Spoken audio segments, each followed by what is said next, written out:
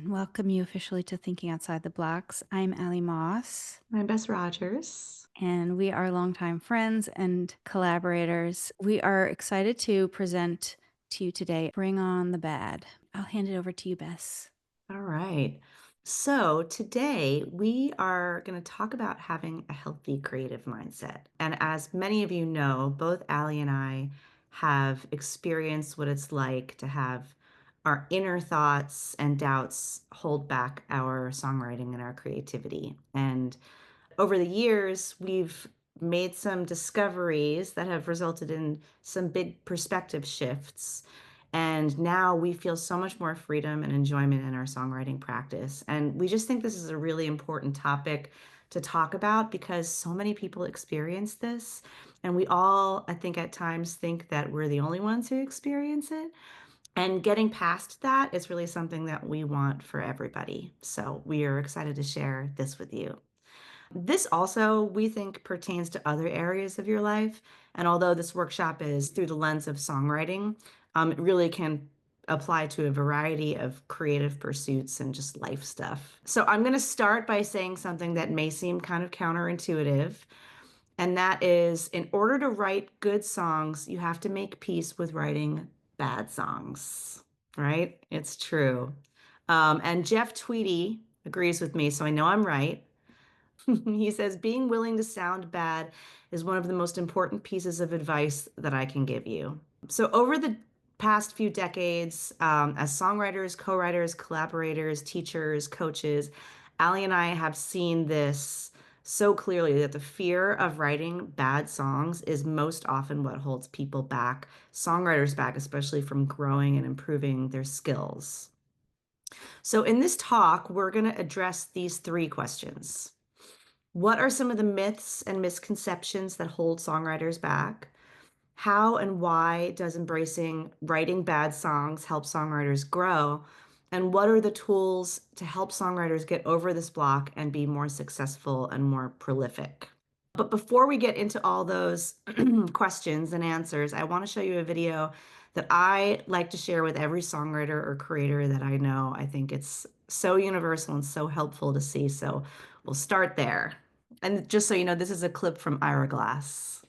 Nobody tells people who are beginners, and I really wish somebody had told this to me, is that all of us who do creative work, like, we get into it, and we get into it because we have good taste. But it's like there's a gap that for the first couple of years that you're making stuff, what you're making isn't so good. Okay, it's not that great. It's trying to be good. It has ambition to be good, but it's not quite that good.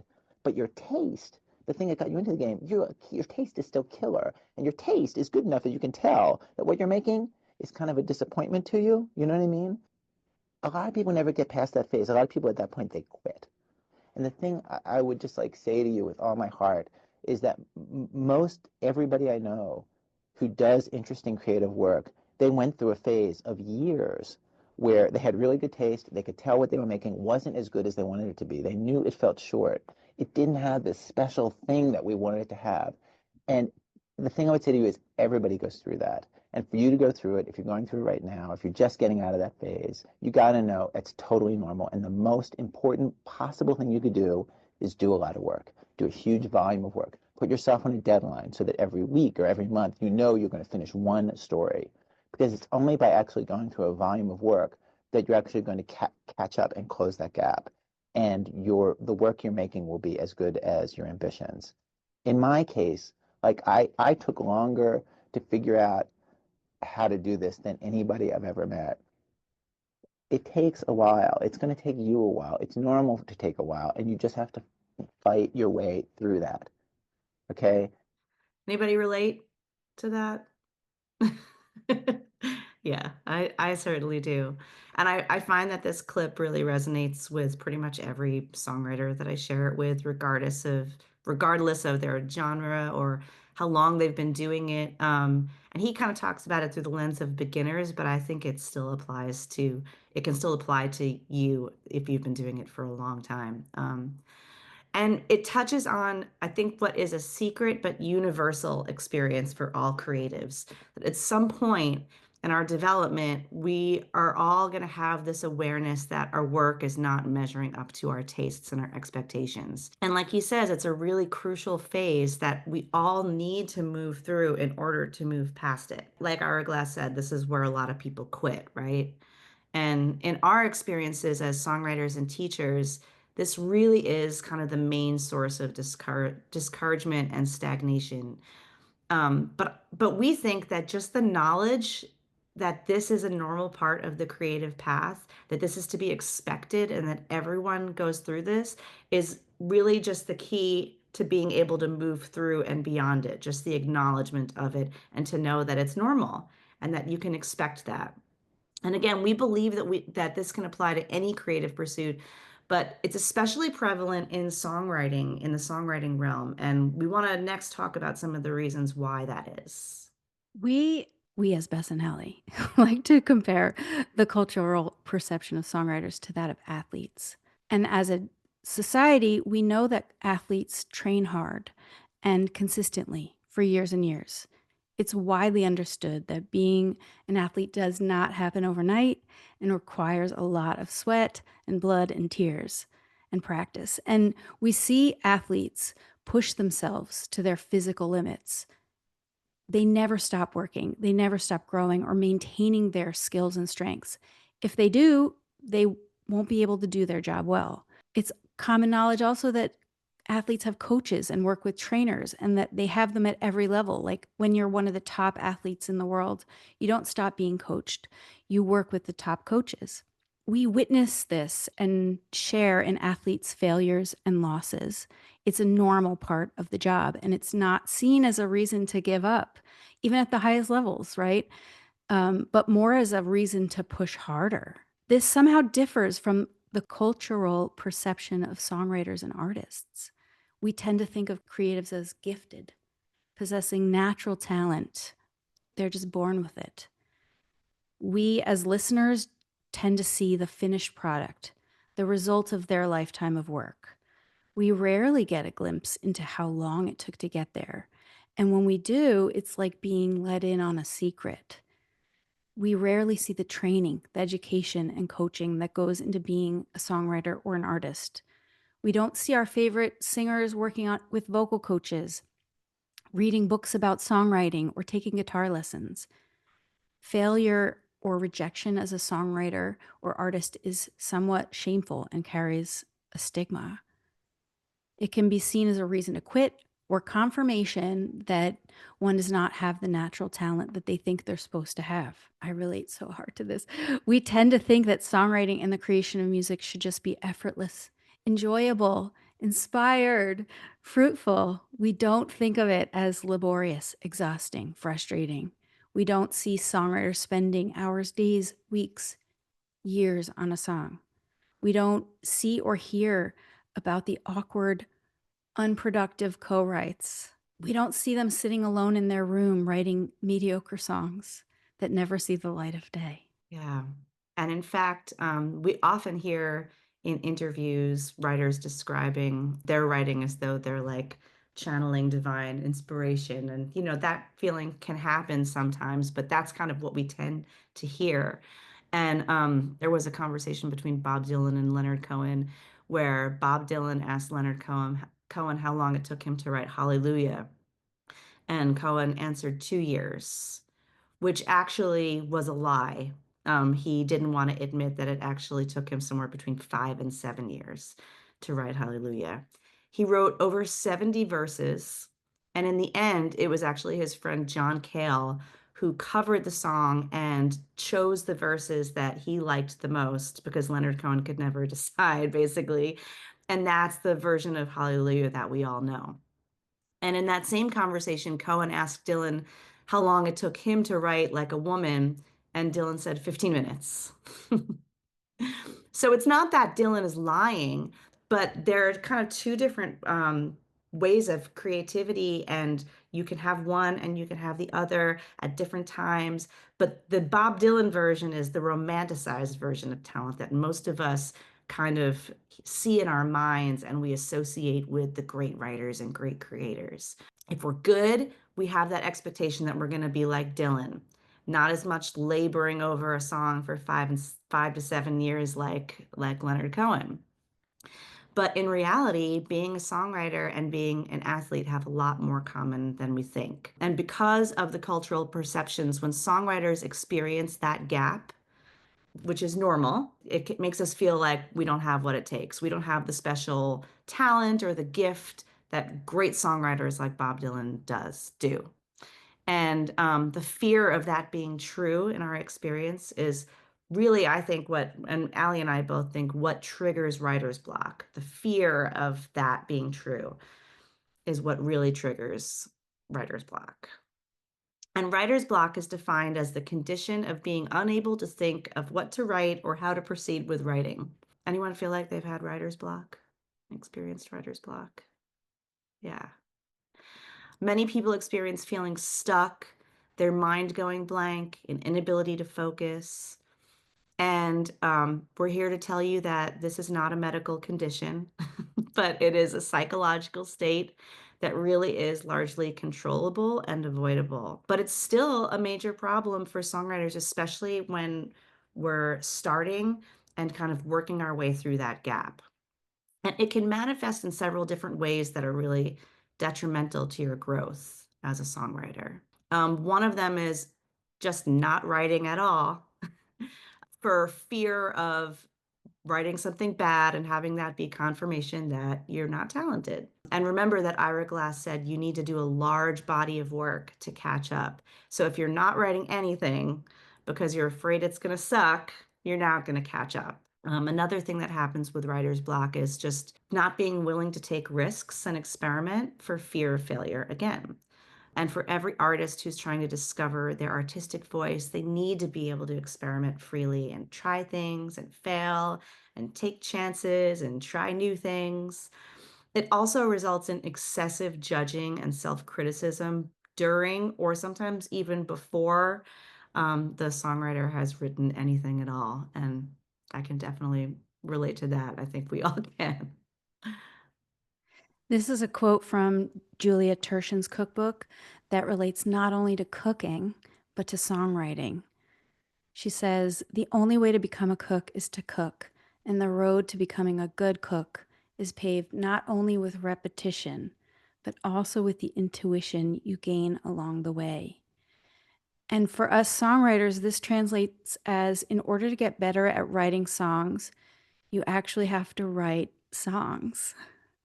We have to repeat it. So when fear of writing bad songs is causing this block for us, what is the solution? Well, we think it's to write bad songs. Bring on the bad. When fear is holding you back, embracing writing bad songs is the way forward. This might sound crazy, but we want to give you express permission, encouragement even, to allow yourself to write bad songs. This mindset shift does a number of things. One is that it takes the pressure off of you as the writer. Pressure can be a motivator or it can be a creativity killer. And the fear of not measuring up to your own expectations can sometimes be debilitating. That's my experience, is like just not writing at all. I couldn't start. So there are many methods to remove this pressure, but we're going to share two that we have found to be extremely effective. So treating writing as an exercise to take the pressure off. We know that a soccer player doesn't play full soccer games all day, every day. They would be exhausted. They stretch, they lift weights, they run drills. The same thing goes for songwriting. Not every songwriting session needs to result in a full, great song. Sometimes the purpose is more of a warm-up or practicing a new skill. And we know that in thinking outside the blocks, when we give songwriters a challenging songwriting prompt or assignment, it might bring up fear. If you've never written a song like that, you might be afraid what you experiment with will be bad. And that's when we remind you again and again, you don't have to write a good song. If you're in thinking outside the blocks, you've heard us say this so many times. You don't have to write a good song. You just have to write a song. And like lifting weights or doing pull-ups, it's just an exercise. Execute the exercise and let go of the outcome. That takes the pressure off. The other tool we use is keeping the subject matter light. If the pressure of writing something good is causing your writer's block, we encourage you to choose a topic that diffuses the pressure and preciousness. I know that I feel this one in particular helps me because I I always want to write something that has like big meaning or big epiphany. Like that's just my tendency as a writer. So, keeping the subject matter light is a really great way for me to take the pressure off. And that can look like writing a children's song about breakfast foods or writing from the perspective of a particularly ridiculous reality show star or writing about the fact that I have nothing to write about. And it might feel cheesy, it might feel trite, it might feel silly, but that's where we encourage you to lean in to that and give yourself permission to write the cheesiest, the silliest song you've ever written.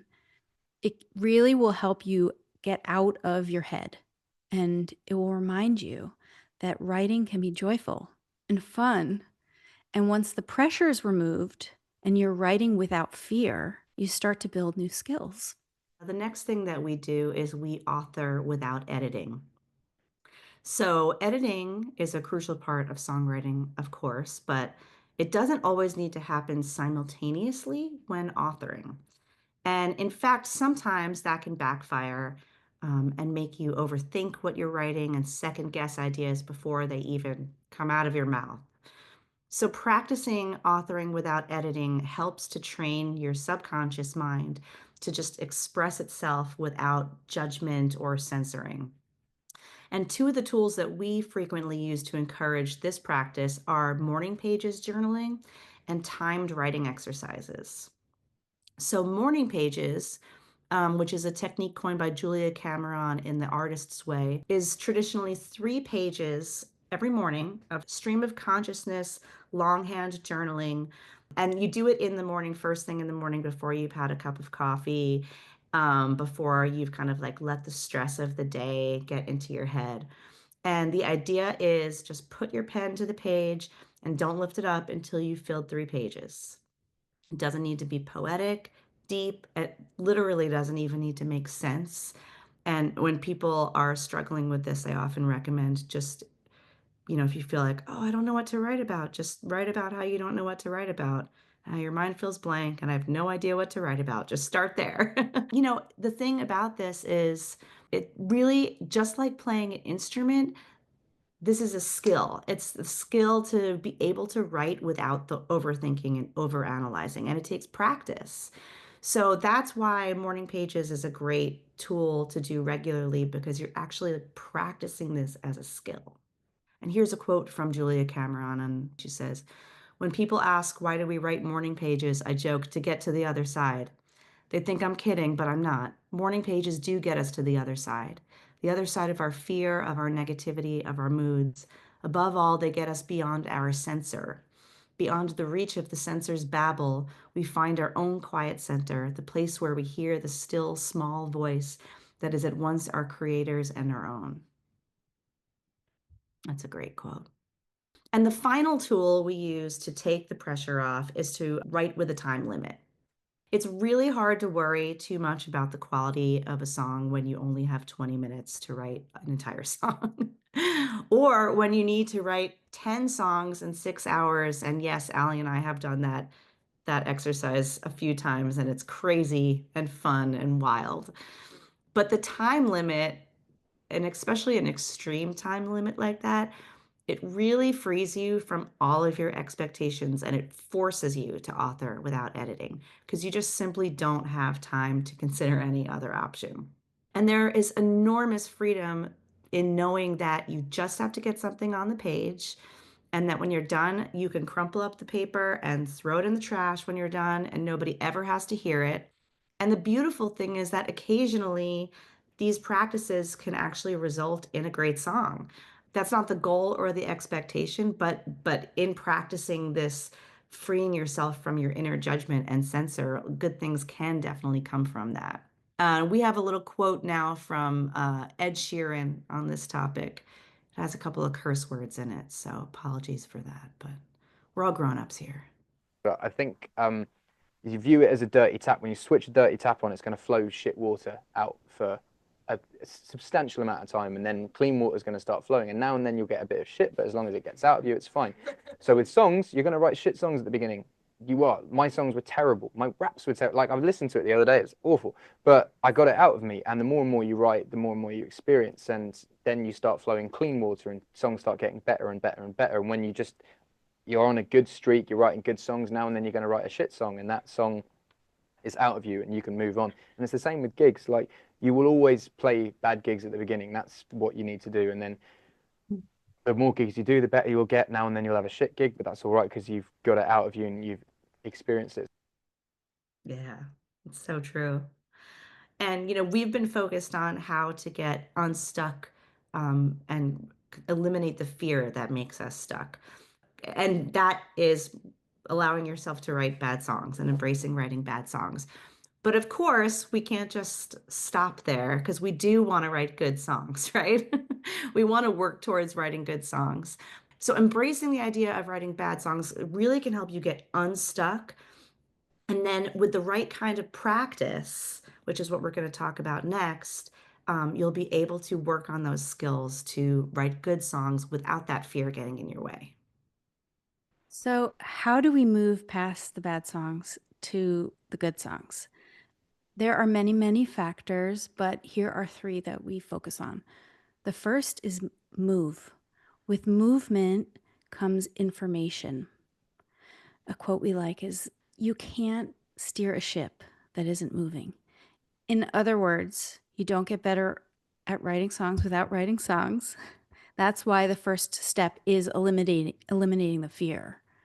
A docked ship doesn't go anywhere, right? So once you're moving out on the open waters, then you can start to observe your work. You can see your own patterns. Oh, all my songs are in the same key or the same tempo. You can see your strengths.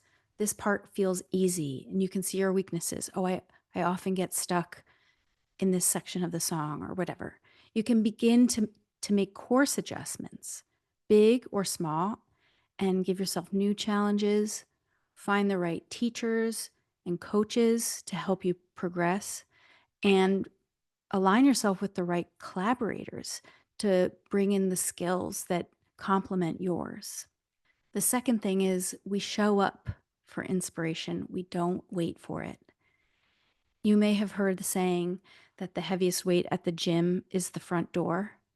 Yeah. um, Often the most challenging part of creative practice is just sitting down in front of your blank page and starting. And it really is this myth that songwriters and creatives are always inspired, or that inspiration just comes out of nowhere and the artist receives with little control. But the truth is that showing up regularly with or without inspiration is what invites that inspiration and creates opportunity for it to appear. Christoph Niemann, I hope I'm pronouncing his name right. He's an illustrator, and this is a quote from him. He says, "I think Chuck Close said, 'Inspiration is for amateurs. Us professionals, we just go into work in the morning.'" The one thing I really love about that quote is that it relieves you of a lot of pressure. A theme, if you didn't notice. It's not about waiting for hours for this moment when inspiration strikes. It's just about showing up and getting started. And something amazing happens or it doesn't happen. All that matters is that you enable the chance for something to happen. So, again, going back to the perception of songwriters, practice is not a well understood part of writing. Songwriters need to practice their craft, just as a classical piano player would practice theirs. And not all practice is made equal. In order to truly progress, songwriters need to practice purposefully or deliberately. And we want to talk about what that means a little bit. Anders Ericsson wrote this wonderful book, Peak: Secrets from the New Science of Expertise, where he interviews and studies the techniques of masters of all different fields, from musicians to chefs, scientists, mathematicians, athletes. And he says, this is a fundamental truth about any sort of practice. If you never push yourself beyond your comfort zone, you will never improve. So, in order to push yourself beyond your comfort zone, you really need to accept the fact that you're probably going to write some bad songs, right? So, going back to that. And in this book, he categorized different types of practice. So he outlines the difference between something that he calls naive practice, purposeful practice, and deliberate practice. And all of the masters of their craft all engaged in purposeful or deliberate practice. Purposeful practice and deliberate practice are similar, but let's start with naive practice. This is how most of us practice a lot of things in our lives. And especially, I think, with songwriting. Say, I'm gonna work on my songwriting, and you just sit down with one goal, write a song, right? And oftentimes we approach that task without any other information than that. And as a result, we may end up doing the same thing over and over, just kind of going through the motions of the things we already know and progressing very little or very slowly. And I also just want to say that that is okay, because you might just be enjoying the process of doing your thing and just, not needing to get better at it. But if your goal is to get better at it and to get to this point of mastery that you really want to get to, you need to move out of that naive practice and into purposeful practice. Essentially, purposeful practice is working on a very specific goal. It is working for a very specific focused period of time, getting feedback from others and from yourself. And one of the biggest things of it is writing and working outside of your comfort zone. So, if you're naive practice, you might just it's kind of, I like to think of it with guitar playing. You sit down and kind of strum the same chords, you're not really improving, you're just doing what you already know, repeating. But with purposeful practice, you might be taking something that's a little too hard for you to play, and you're working on it, and it's challenging. And when something is a little bit challenging, that's how you know you're actually engaging in purposeful practice, because you're doing something that's a little bit outside of your comfort zone and you're pushing yourself. So, as songwriters, now going back to songwriting, if we're afraid to write a bad song, stepping outside of your comfort zone and doing something that's a little challenging for you can be really terrifying. But without stretching outside of your comfort zone and potentially, failing or writing something that's maybe not the best thing you've ever written, you're really not going to see that kind of progress that you need to see. And deliberate practice, just so you know, is pretty close to purposeful practice, but basically it's what you do. It's like what Olympic athletes do when they have a coach and somebody who guides them through that process step by step. So to wrap it up, we want to leave you with this quote from one of our favorite experts on the creative process and a great author, Elizabeth Gilbert. And if you haven't read Big Magic, Creative Living Beyond Fear, it's like, I think, one of the most important books for your creative mindset you could ever read, and for life in general. But she says, you can measure your worth by your dedication to your path, not by your successes or failures. So we know songwriting can seem magical, and sometimes it can feel magical, and that's wonderful, but it isn't magic. It's a combination of having a healthy creative mindset. It's skill, it's building of skill, it's practice, it's experience, it's your personality, it's how you're feeling that day. It's chance. And the acceptance and tolerance of failure is such a huge piece of the puzzle, and really, really acceptance for real growth. And that's why we think it's really important to talk about this with our fellow songwriters and always be reminding ourselves of that too, because I think we all need to hear this and remind ourselves of this over and over. We hope that this gives you some tools to encourage growth in your songwriting. And we'd like to see if you all have any questions or thoughts or anything to add. Thank you, guys. Part of why we started thinking outside the box and part of part of my own journey is that I need to hear this stuff again and again.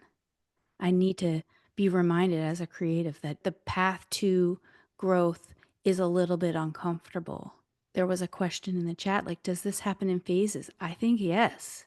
You can Yes. have a period of growth where you feel like I have so much momentum, and then another period of feeling sort of stuck at a same level. This is part of the process. And Mhm. so, thinking outside the blocks is set up as a community, as you guys know, where we are practicing these things.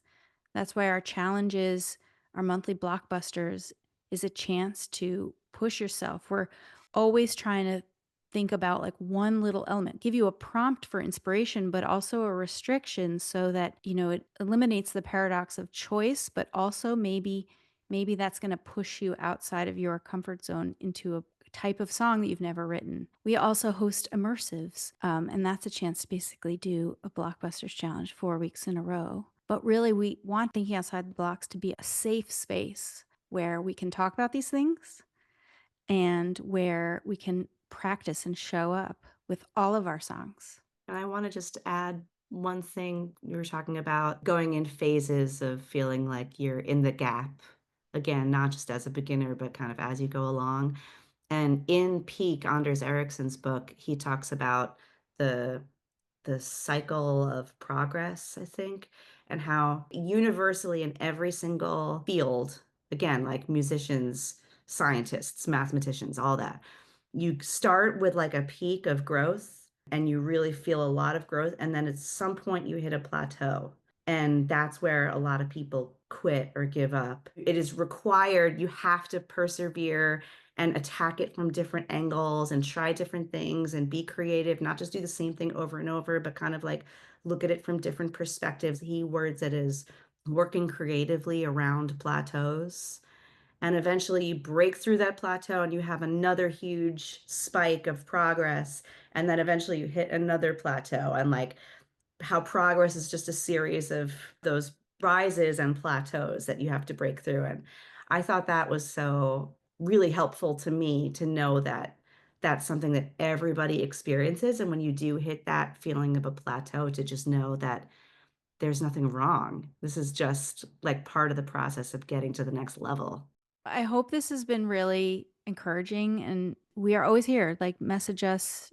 That's what Thinking Outside the Blocks is about, is like we're here for each other. So it's really good to see all your faces. Thanks for hanging out. So good to see you all. Thanks, everybody. Bye. Write some bad songs.